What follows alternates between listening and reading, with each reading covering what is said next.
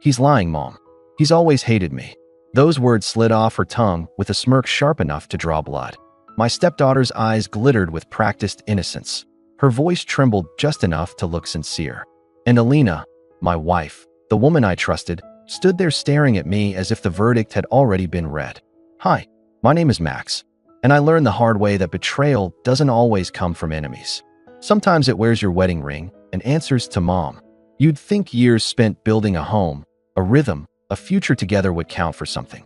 But in a single evening it all collapsed because a spoiled 20-year-old dripped poison into her mother's ear. Hey viewers, before we move on to the video, please make sure to subscribe to the channel and hit the like button if you want to see more stories like this. I remember that night in hard, glassy fragments. The living room light too bright, the silence too heavy, Alina's gaze too cold. Max, pack your things. I can't do this anymore. Her voice didn't shake. Mine did. Are you serious? You're throwing me out because she said something? She didn't answer. She just looked at her daughter with that blind, unconditional love she used to save for me. In that moment I understood. I wasn't her priority. I wasn't even her choice. The walls seemed to echo with laughter that wasn't mine, loyalty that wasn't hers. And the cruelest part? She didn't ask what really happened. No questions. No defense. No second chance. Just exile. I packed in silence. Every folded shirt felt like a funeral. Every pair of shoes dropped into the suitcase felt like a stitch of betrayal. When the door slammed behind me, the night air hit like ice. I stood there with a suitcase in my hand, my marriage crumbling at my feet, and her daughter's triumphant smirk hovering in the window's reflection. But let me tell you something. The world balances its books eventually, and their debt was heavy. 3 weeks later, when Alina showed up asking if I had reflected, asking if I was ready to apologize and come home, I didn't just walk away. I made sure they both felt the weight of their choice. This was not the end. This was the beginning. The first week I slept in a friend's spare room, staring at the ceiling, replaying it all, wondering how years of trust could collapse in a breath. The silence pressed on my chest. Every time my phone lit up, part of me wished it was Alina admitting the truth. It never was. Instead, I saw her daughter's posts. Cheap jabs, smug captions, bait for a fight. Some men never learn their place. They wanted me broken. For a moment, I was. Pain, though, is a strange teacher. By the end of that week, I understood. It wasn't her lie that ruined me. It was Alina's decision to believe it. Her silence. Her betrayal. In week 2, something in me went still. I wasn't crying. I wasn't angry. I was cold, steady. The version of me who begged to be believed died the night the door shut. So I started planning. I opened the old document box I'd kept for years. Financial records, property deeds, proof of my contributions to everything we'd built. She thought I would leave with nothing, that she could erase me with a slammed door. She underestimated the quiet man she dismissed. By week 3, I was waking early, cooking my own meals, and writing lists in the calm of the morning. Each day I grew clearer, colder, stronger. So when she finally appeared at my friend's doorway, guilt shaded across her face. I didn't tremble. Max, she said softly, we both need to reflect. Maybe it's time you apologize and come home. The audacity. She wanted me to crawl back as if I were the problem. I smiled, slow and deliberate. I did reflect. I whispered, handing her a neatly prepared envelope. Her fingers shook as she opened it. Divorce papers. For the first time, she was the one left in the cold. She stared at the bold word across the top, then let out a laugh that wasn't laughter. The nervous sound a person makes when the ground tilts beneath them. Max, this is ridiculous. You're upset. We don't have to go this far. I leaned against the frame, arms folded, calm as night air. You believed her lies without asking me once. You threw me out like trash, and now you expect me to apologize. Her voice rose, desperate. She's my daughter. What was I supposed to do, ignore her? The words cut, but they clarified. Her daughter had always come first. I had never been her equal, only convenient. I stepped closer, lowered my voice. You were supposed to be my wife. You were supposed to know me better than anyone. Instead, you chose her story over my truth. Something shifted in her eyes then. Not fear of losing me. Fear of losing the life we built together. The steadiness, the finances, the man who kept the house running, paid the bills, backed her when no one else did. Max, don't do this. Let's just talk. I was done talking. My silence said enough. Right on cue, she appeared, arms crossed, gaze full of venom. Good, she sneered. He's finally leaving for good. Mom, let him go. He was always jealous of me anyway. This time, Her words didn't sting. They fueled me. I watched the first cracks form in their alliance. Alina looked at her differently. The girl's smug grin didn't soothe. It unsettled. I almost pitied them. Almost. "You'll regret this," I said quietly and closed the door. They didn't know I'd already set everything in motion. The latch clicked. Their voices bled down the hallway. Muffled scolding, sharp retorts, music to me. For once, the perfect mother-daughter duet was going flat. Revenge isn't fire. It's ice. It waits. It spreads. It makes everything brittle. Over the next days, I executed every step I drafted in those sleepless nights. I met with my lawyer, an old friend who didn't need much convincing to handle this cleanly and without mercy. We went line by line. The house, the investments, the joint accounts. Half bore my name. Contributions she had long dismissed as helping. I had built as much of that life as she had, maybe more. Then there was her business, the one I'd helped carry from napkin sketch to profit, the one I'd funded in the early years. She thought it was only hers. I had the receipts, the contracts, the transfers, the signatures. Legally, I wasn't just her husband. I was her silent partner.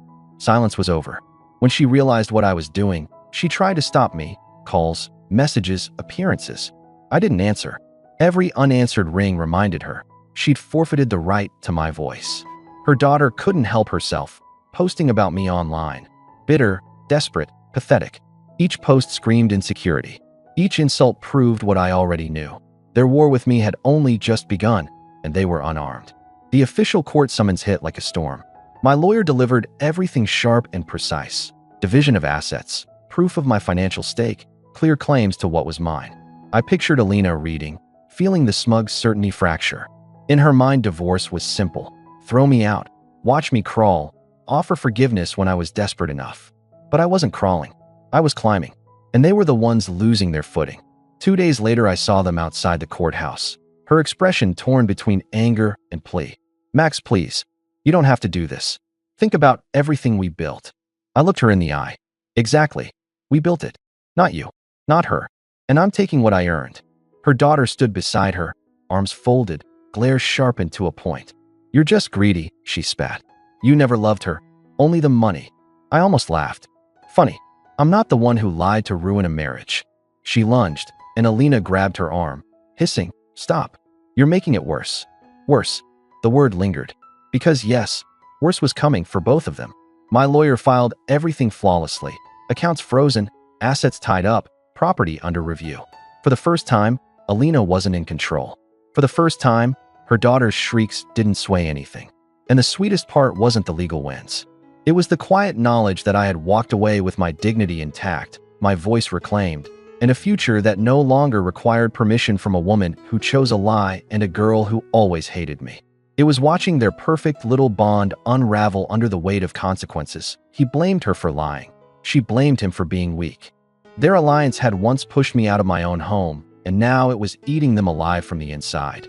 And I wasn't finished yet, because revenge isn't just about taking back what's yours. It's about making sure they never forget the price of betraying you.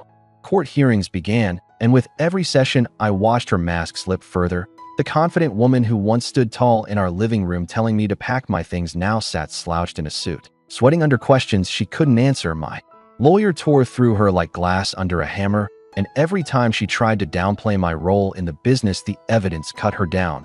Emails, receipts, contracts, all bearing her signature beside mine.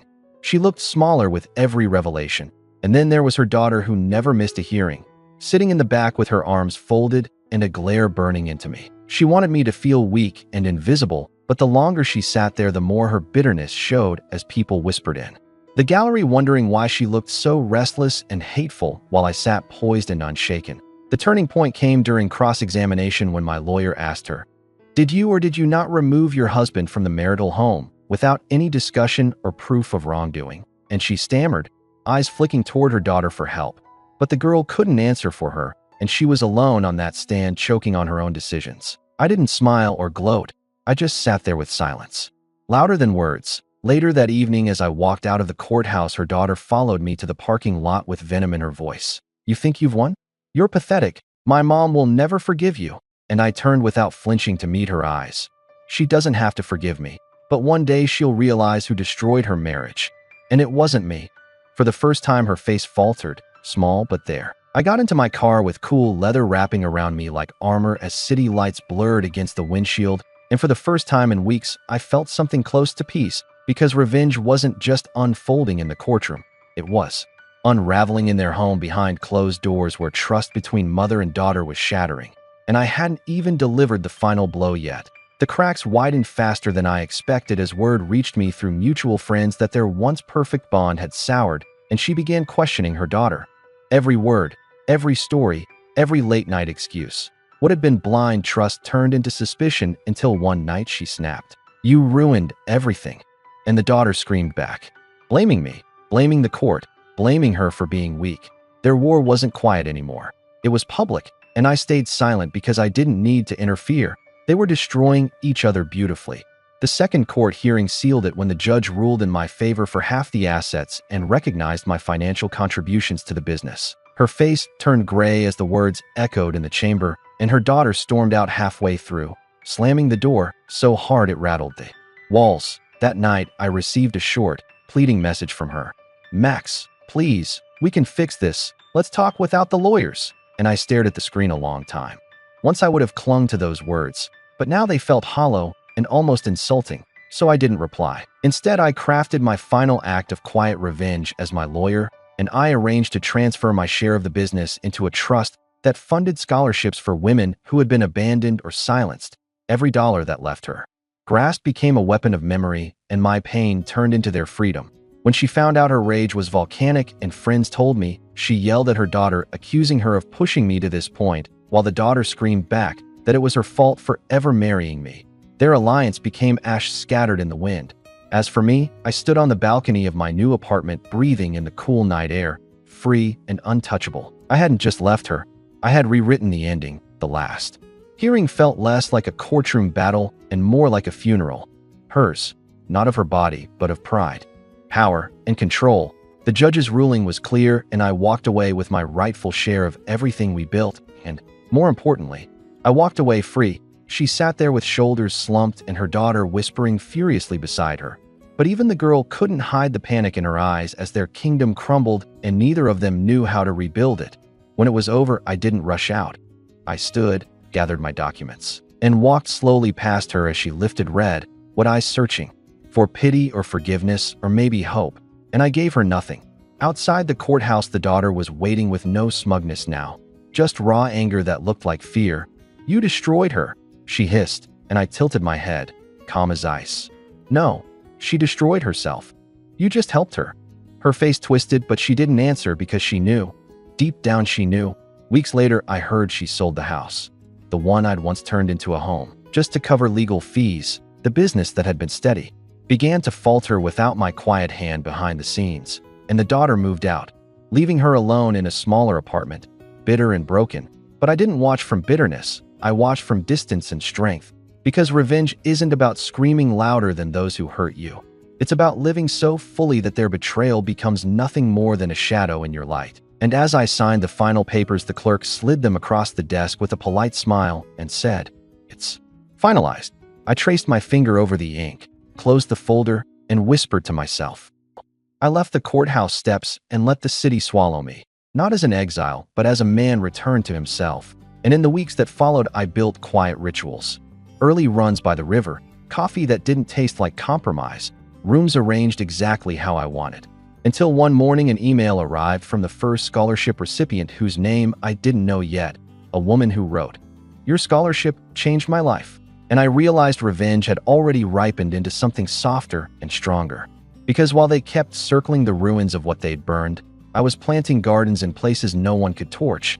And when a mutual friend later said, "She keeps asking why you aren't answering," I simply smiled and let the question drift away like smoke. For the past had become a closed door, and I had no reason to knock.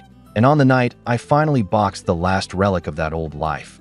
The ring, the keys, the photographs. I walked them to the river and whispered, "Thank you for the lesson," then turned toward the lights of a city that suddenly felt new, knowing that the truest revenge was never their suffering, but my freedom to live a bigger story than the one they tried to write for me. What do you think about this story?